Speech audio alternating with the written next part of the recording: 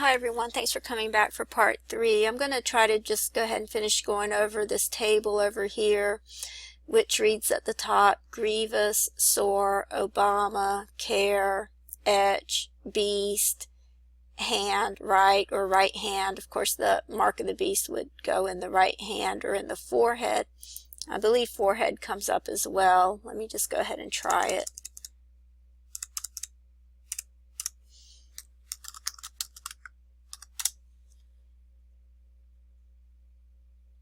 Okay, so forehead comes up as well.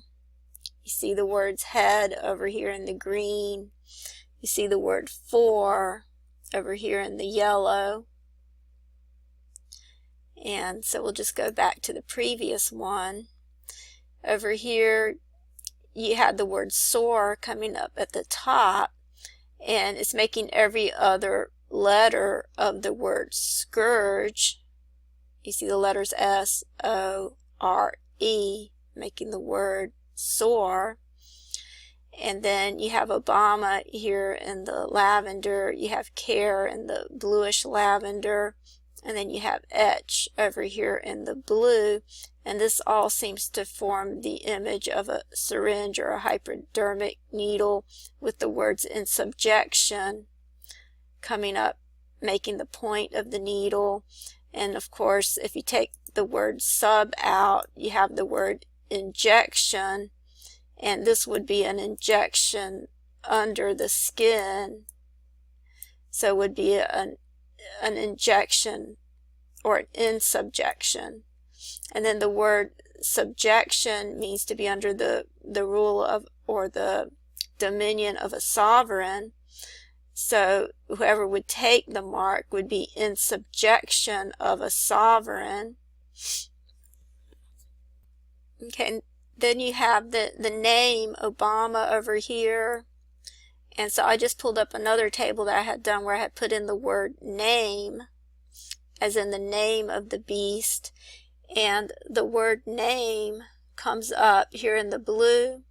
So it's coming within the syringe as well, right next to the word etch, which is coming up in the green this time. So you see the letters N, A, M, E, because in Revelation 13 it says,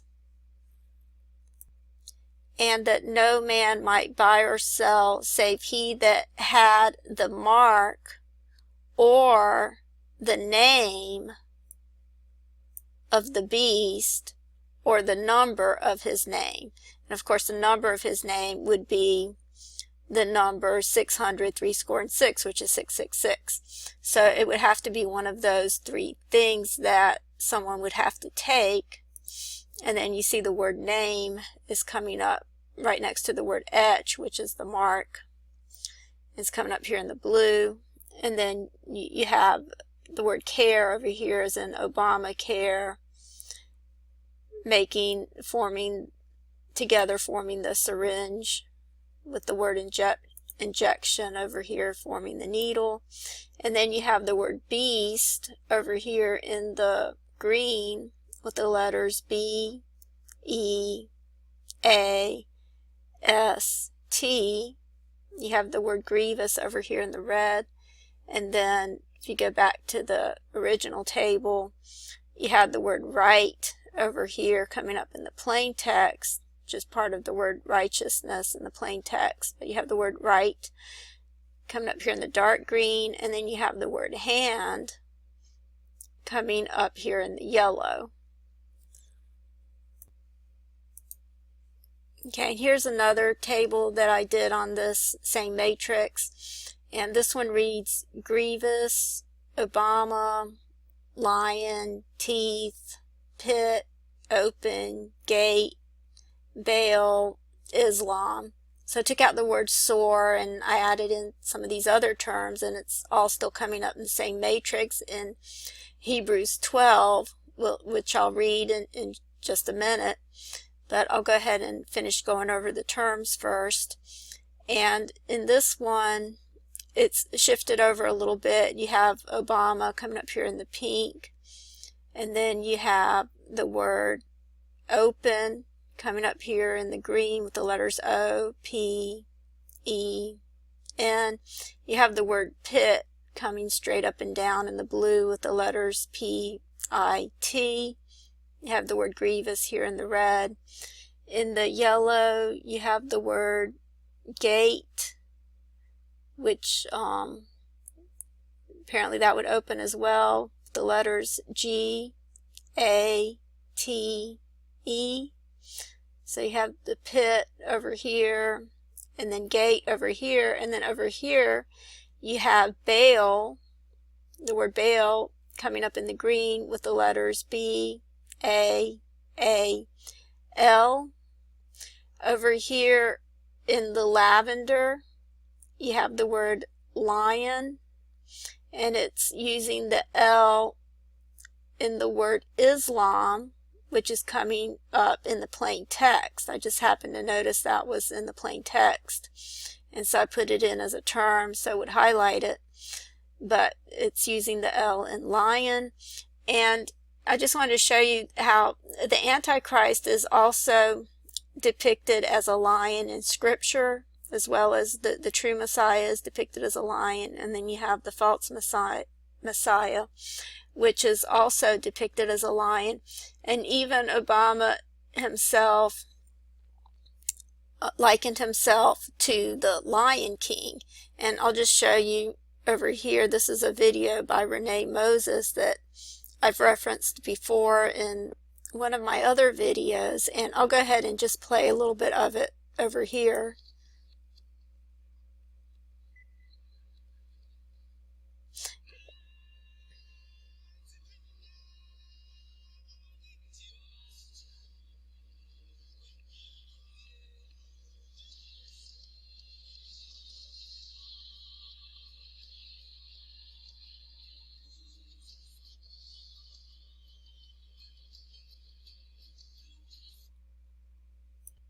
Okay, and that was supposed to be footage of Obama's birth. That's what he was talking about in this correspondence dinner speech that he gave. And so I'll just get back to the table. Okay, you see the word teeth? It's coming up here in the bluish purple, the letters T, E, E, T, H. And the Roman Empire is described as having iron teeth, or actually the Fourth Empire, the one that's terrible, that comes at the end, is described as having iron teeth. And you see the word iron comes up as well. You see it over here in the burgundy with the letters I, R, O, N, and then teeth was over here in the bluish purple, crossing through lion and Baal and Islam right here. And you also have the word feet right here coming up in the plain text. Of course, the feet were made out of iron mixed with clay, and so I just put in 10 toes to see if that would come up, and that came up as well. You see 10 here in the dark green, and then toes coming up here in the burgundy. And you see USA right here. Okay, so I'm just going to go back to the original table, and I'll go ahead and read the matrix. As you can see, this is coming up in Hebrews 12, verses 6 through 14.